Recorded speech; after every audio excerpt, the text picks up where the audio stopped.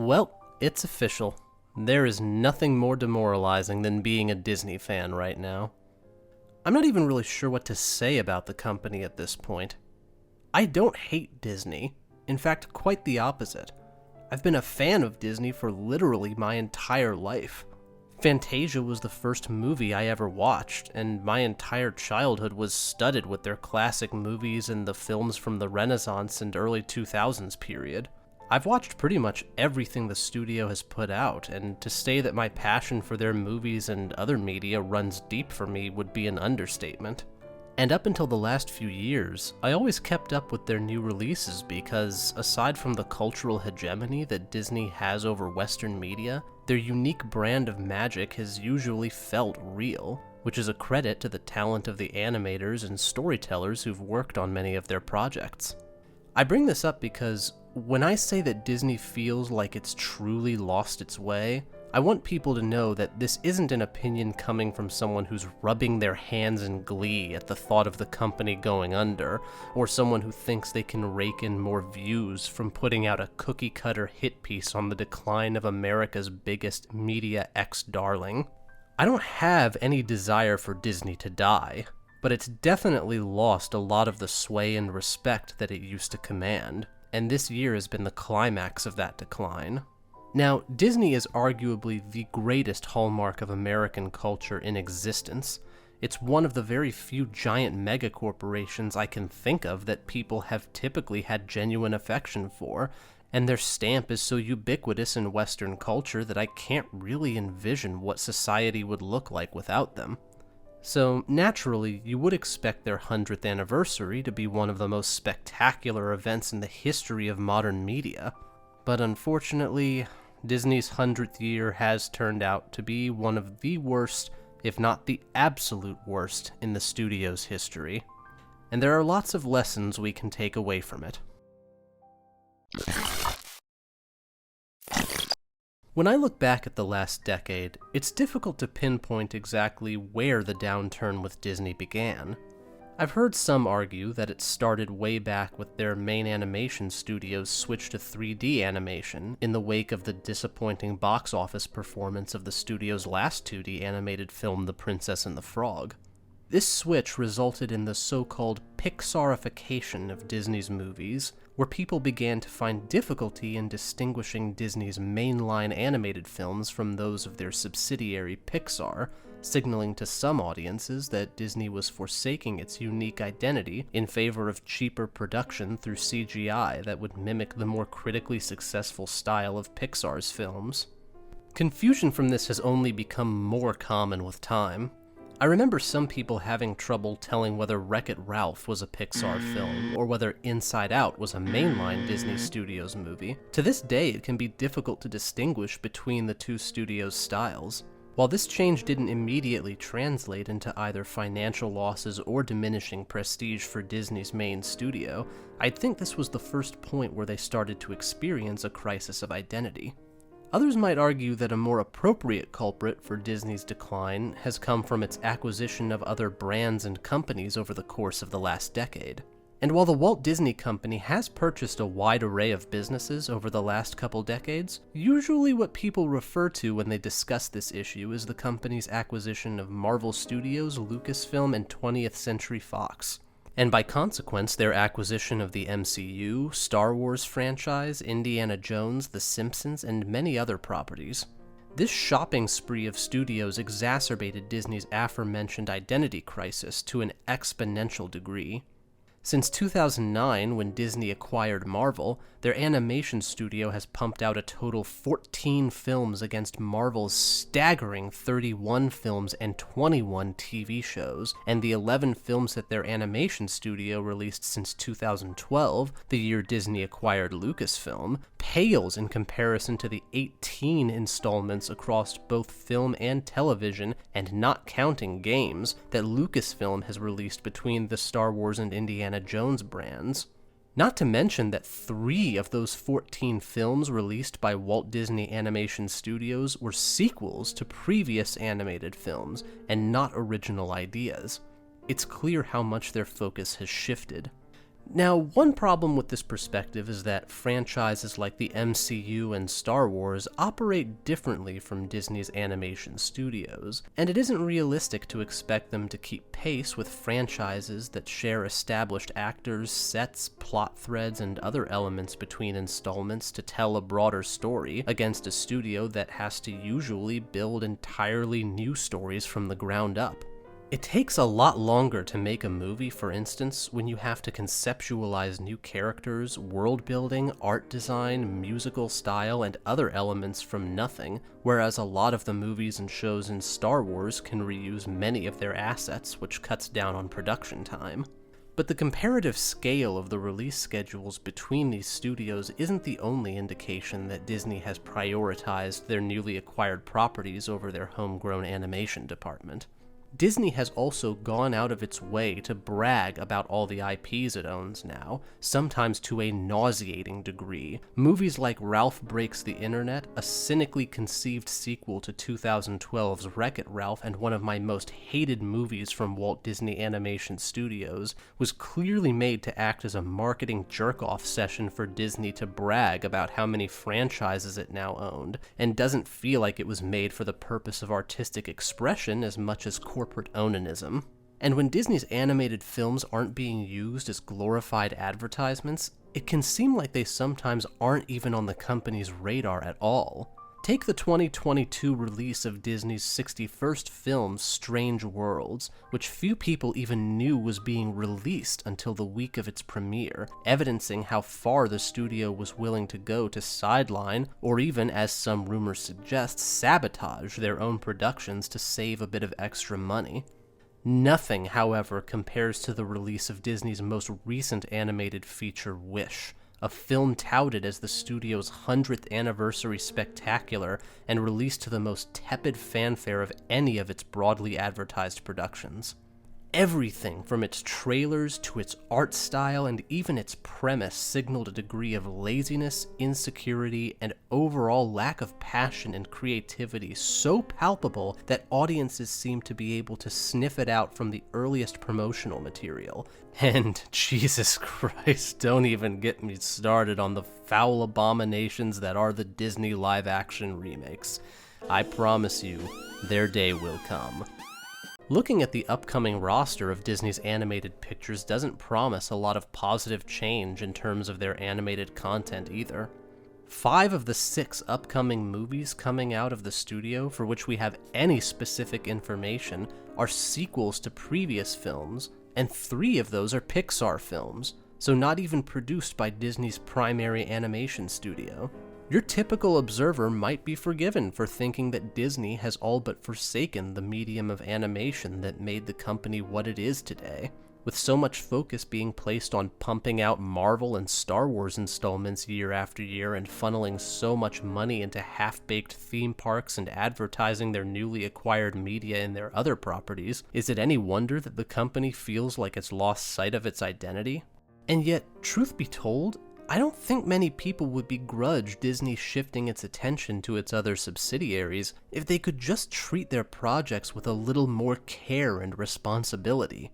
Movie studios have grown far too comfortable with funneling reckless amounts of money into supposedly safe franchise blockbusters, but Disney has become uniquely profligate in terms of how much it spends and how poorly it manages those resources. Releases like Secret Invasion, The Marvels, Wish, and Indiana Jones and the Dial of Destiny are just a few examples of how millions upon millions of dollars seem to be getting siphoned into projects that don't show the value of that budget in the finished product. Look, the truth is, I could sit here all day and rattle off different factors that have coalesced to put Disney in the position it's in right now. I could talk about the company's turn over to Bob Chapek and how his reign has deteriorated from Bob Iger's administration, as well as mismanagement by Kathleen Kennedy at Lucasfilm, Kevin Feige at Marvel Studios, or Jim Morris at Pixar. I could talk about the corrosive effect that Disney Plus has had on incentivizing the company to rush projects out the door to boost content to give people a reason to subscribe to their platform. I could talk about the company's disingenuous and misguided attempts at rousing public discourse by injecting itself into the culture war using empty gestures at socially progressive messaging. But there's a point where all those different arguments just fade into echoes of the same central, inescapable point, which is this: Disney has stopped caring. Or at least, the people who run Disney have stopped caring. Whatever you may feel about the writers and directors and actors and all the other talented people who generally do try to make good, high-quality stories and art for people to enjoy, ultimately, as with every great beast, the rot begins at the head and trickles down. Walt Disney was a controversial figure, and he was not without significant faults, but despite being a businessman and an entrepreneur, people tend to forget that underneath all of that, he was at his core an artist. Many of the company's earliest and most famous characters, like Mickey Mouse, were drawn and voiced by him, and he drew illustrations of animals way back during his childhood growing up on a farm in the early 1900s. Whatever you can say about him, Disney did genuinely care about the quality of the work he produced, enough that he took out a mortgage on his own house and gambled everything he had in order to finance Snow White and the Seven Dwarfs, the company's first feature film, and continued to work directly on multiple other projects in various capacities, injecting part of his own personality and expression into what he was creating. He wasn't just some jackass with a business degree spending his life hopping around from management position to management position. For as many problems as the Walt Disney Company of the past may have had, they definitely cared about the artistic integrity of what they were producing. Oh, I don't mean they cared about faithfully adapting the stories they told. I don't think anyone would deny that Disney has rarely been lauded for its fidelity to its source material, but they did care about producing quality works of animated cinema, at least more often than not. And a big reason for that is because, for most of the company's history, they've had to work with all of their eggs in one basket. If their animated films did poorly, they didn't have other massive franchises to fall back on. A bad run of movies could cripple them. But nowadays, Disney has too many safety nets for its own good. Our most recent animated movie bombed? Well, that's no big deal. Pixar will pick up the slack. Oh wait, the newest Pixar movie failed too? No worries. Just pump out more Star Wars spin-offs. People really eat that up. Oh, wait. People are losing interest in Star Wars too? Well, Marvel hasn't failed us yet. Let's keep... Oh, well, hey, how about a third Avatar movie? That's something we own now. There we go. The real irony of this approach is that, for as many safety nets as Disney has with all their acquired properties now, most of those safety nets are actually just illusions, and they weigh the company down both creatively and financially more than they support it. 2023 has been the culmination of these problems. This whole year has been like watching a neutron star implode in on itself from the pure force of its own mass. From the abysmal failure of Elemental, Pixar's newest and one of their worst received films, to the box office Hindenburgs of Indiana Jones 5, Ant-Man 3, and The Marvels, all which boasted exorbitant budgets without making back more than a fraction of their investment, to the lukewarm reception of Ahsoka and Season 3 of The Mandalorian, to the cataclysmic bomb that was Disney's capstone 100th anniversary animated film Wish, and the cherry on top now of Disney losing the actor portraying the main villain for its biggest, most lucrative, and most critically embattled franchise right now.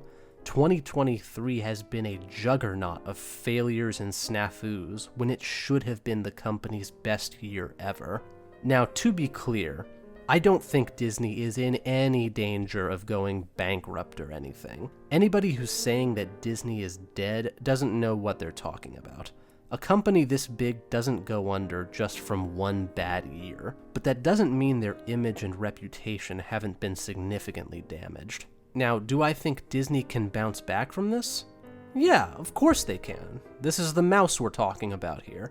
The company's been through loads of slump decades before, and while this one is admittedly worse for a number of reasons, there's nothing unsalvageable here. But I think 2023 will end up serving as a reckoning year for the studio. From this point forward, Disney is going to have to take stock of what it wants to prioritize and stop trying to be 3 or 4 or 5 major studios at once. Frankly, I think it could do the company good to take a step back from Marvel and Star Wars for a while and let Lucasfilm and Marvel Studios manage their own brands without Disney's constant oversight, and in the meantime, Disney can go back to focusing on what has always made the company special: their animated films. There's plenty of other things I'd change too, like the company's over-reliance on unnecessarily high-budget films, heavy copyright abuse, and exploitative corporate culture, but these are just more of the same things I would change about most major Hollywood companies. Disney's problem is more unique than that. They've spent the last decade gorging themselves on so many other properties that they've forgotten who they are and what people used to love about them. And while I won't pretend like Disney hasn't always had a shady corporate streak, I do think today's Disney is uniquely detached from the spirit on which the company was founded long ago. I don't think they necessarily have to give back all the properties they've bought in order to correct this problem, but I do think that if they intend to win back the graces of the movie-going public again, they're going to need to prove that they can wean themselves off of their addiction to big blockbuster franchises and go back to taking risks and experimenting. Risk is the lifeblood of any entertainment studio. You can't survive off of safe products, because the truth is, there is no such thing as safe when it comes to art.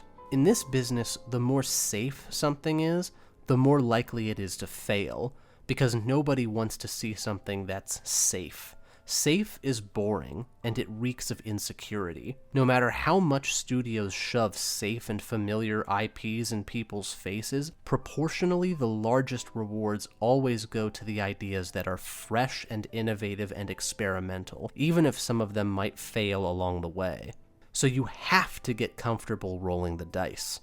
And if Disney has to relearn this lesson after 100 years of being on top, then so be it. I can be patient. Disney's crown has been challenged before, and they've always bounced back in the end. And hey, I could be wrong about that. It all depends on how long it takes for the people at the top to read the writing on the wall. All I know for sure is this year was one hell of a wake-up call. Let's just hope next year shows us that they've gotten the message.